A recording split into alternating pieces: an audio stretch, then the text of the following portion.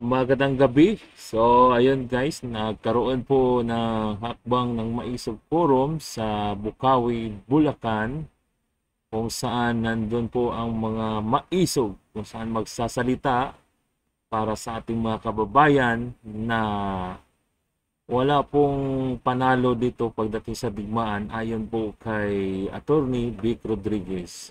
Pakinggan po natin yung mga buong detalye sa mga salita ni Attorney Vic Rodriguez. Panoorin natin. Yan, parang talagang Leaders Forum pa lamang. Thank you. And maraming salamat din po sa iyo, Didi Isarian TV.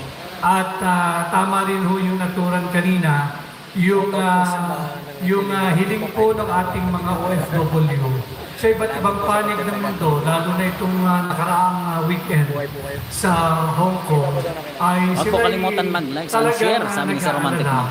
Dito sa napipintong digmaan sa pagitan ng Pilipinas at ng China. Alam kong ito Opo, magkilala magkasama kami noong nakaraan. Una-una, dahil walang malinaw na pagpapaliwanag mula sa pamahalaan. Ano ba talaga ang tunay na estado ng problemang ito? Bakit ang dami-dami ng sundalong Amerikano sa Pilipinas? Hindi na ito Hong Kong balikatan o military or joint military exercises lamang. Bakit ang dami-dami ng missiles, ang dami-dami ng gamit pandigma ng Amerikano na ikinalat sa iba't ibang base ng militar ng Pilipinas? Bakit patuloy na sinisilaban ang problemang dulot ng ating nagbabanggaang claim dyan sa South China Sea? Alam mo ninyo, hindi biro itong problemang ito. Sa kasalukuyan, hirap po ang pamahalaan na pakainin ang kanyang populasyon. Tayo, walang maibigay na murang bigas. Lahat ng bilihin nagtataasan. Ang dolyar patuloy na tumataas, ang halaga ng piso pabagsak ng pabagsak. Lahat nagmamahal, pamasahe, presyo ng baka, ng baboy, ng gulay, lahat ng pangunahing bilihin. At magbubukas na naman ang eskwela, meron na naman pong gastusin yung ating mga anak. At siyempre, yung pang-araw-araw na pangangailangan natin. Ito ho ang mga pangunahing problema dapat tugunan ng pamahalaan. Ayan guys, like lang po kayo dyan. Yung pakikipagdigma sa ating kapitbahay na China. Kailangan maintindihan natin ang usaping ito sapagkat ang paulit-ulit kong sinasabi, ating tutulan itong digmaang napipinto pa lamang hanggat meron pa tayong magagawa. Sapagkat pag ito ay sumiklab na, kapag ito ay Kingmaker nga. Kingmaker, bobo ka ba? Itong mapigilan, mas mahirap natin itong pahintuin. At sigurado, wala tayong panalo sa digmaang ito. Hindi tayo Nagtago kami sa looban para hindi mapasok ng truck. dahil nakaasa tayo sa ating alyadong Amerikano.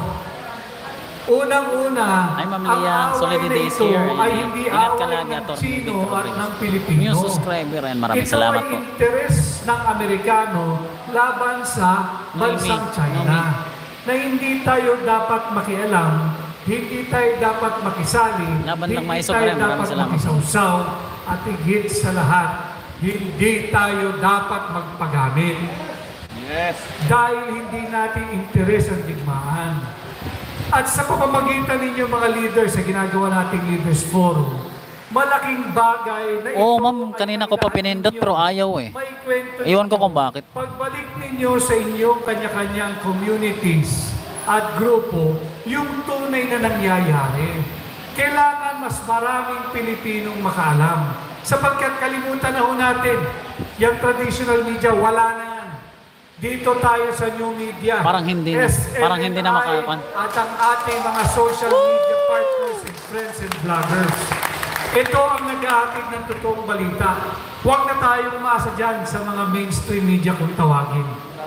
Wala silang ibinabalitang totoo.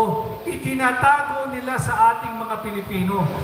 Bagamat ang pangunahing objective ng isang journal o isang journalist ay ipahatid ang totoong balita, hindi nila ginagawa at hindi na sila tumatalima sa kanilang sinumpaang trabaho.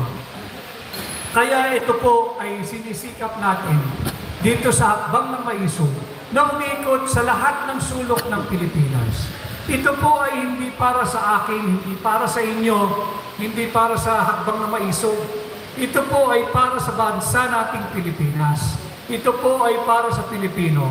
Sa mga anak po natin, sa mga apo ninyo, at maraming salamat po, Ma'am Migs. Maikwento ko lang ng kaunti. 80 years na ho mula nung digmaang pandaigdig na pangalawa, yung World War II, na kung saan sinakop tayo ng bansang Hapon nung World War II. Wasak na wasak po ang Pilipinas noon. Nandyan po sa history books, sa kwentong isinali ng ating mga magulang, ng lola, ng tiyo, ng tiya. Hindi pa ho tayo nakaka-recover doon sa himagsikan ng World War II. Hindi pa ho tayo nakaka-recover sa hirap na dinaras natin noong World War II. Heto na naman, papasok na naman tayo sa isang digmaan na hindi naman natin gawa, kundi nagpapasulsul lang tayo sa ating alyadong Amerikano. Ayaw na kasi nila doon kasi nga ayaw nila sa mga hindi magandang panunungkulan. Kasama ho natin sila ng World War II. Subalit merong interest Okay na po ma'am, okay na po. Hindi sa Israel kanilang TV. pamahalaan, Okay na, napindot ko na. Pakisabi na lang po, napindot ko na. Sa punto Subukan nga niya mag-comment. Sa ating kapitbahay, higanting kapitbahay na China. Uulitin ko, hindi ganyan ang tunay na kaibigan. Ang tunay na kaibigan, ang tunay na alyado, hindi ka dadalhin sa bingit ng alanganin. Ang tunay na alyado, hindi ka kakalad ka rin sa gerang hindi mo naman away. Ang tunay na alyado, dapat tinutulungan tayong umunlad, maging progresibo at iangat ang Sir, buhay ng bawat Pilipino. Thank you din po sa inyo. Tama. Kaya hinihingi po namin, kaya po kami ay naririto ngayong hapon upang makiisa sa inyo. Dahil alam po namin yung kahalagahan ng papel na inyong ginagampanan at gagampanan, lalo pat higit pagkatapos ng ating Leaders Forum ngayon. Dahil kayo po ang magre-re-echo, magsasabi doon sa inyong mga pamayanan, sa inyong mga organisasyon. Itong problema na hindi binabalita ng mainstream media. At siyempre, andyan din po yung inaabuso. Open forum po kasi ito, dalawa to. Nasa kuan po yung iba. Nasa kabila. Hindi pa po tapos ito. Subalit, dinalabanan po natin ito. Nagsalita na ang higit na mayorya ng Pilipino. 88% nung huling survey, ayaw sa peke at huwad na charter change. Ayaw sa peke at huwad na People's Initiative. Huwag po tayong pakampante. Dahil hindi po nagpapahinga at hindi po natutulog ang ating mga kalaban na walang gustong gawin kundi isahan tayong mga Pilipino at ilusot yung peking charter change, hindi upang umunlad at mayangat ang buhay nating mga Pilipino. Ang tanging layunin nila, ayaw na nilang lisanin ang kanilang mga pwesto. Gusto nila panghabang buhay na silang nariyan. Pagkatapos nila yung asawa, anak, hanggang kaapo-apuhan.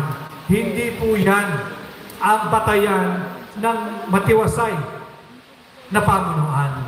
Kaya sa tulong po ninyo, kahit ano pa pong balot nila, balutan man nila yan ng ayuda, balutan man nila yan ng AIX, balutan man nila ho yan ng medical assistance, kunin po ninyo.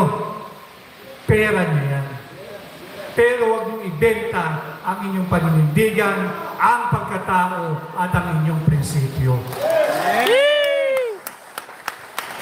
Pagka sila ho ay nagpe-pay out, pumila ho kayo. Ako na nakikiusap, pumila kayo. Kunin ninyo ninyo. Pera ninyo yan. Pag sinasabi nila na may ayuda, may AIX, may medical assistance at kung ano-ano pa, pakiusap, kunin po ninyo. Inyo po yan. Ibili ninyo ng bigas. Ibili ninyo ng ulam. Gamitin ninyo sa pang-araw-araw ninyong pamumuhay. Pero huwag ninyong ibebenta ang inyong pagkatao, ang inyong prinsipyo, at higit sa lahat, ang kinabukasan ng inyong pamilya.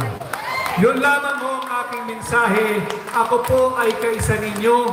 Magkakasama po tayo at isulong po natin ang layunin ng hakbang ng maisog. Humihingi ng transparency, accountability, peace and security, at yung nasa t-shirt po ninyo, huwag lang po manatili sa t-shirt yan.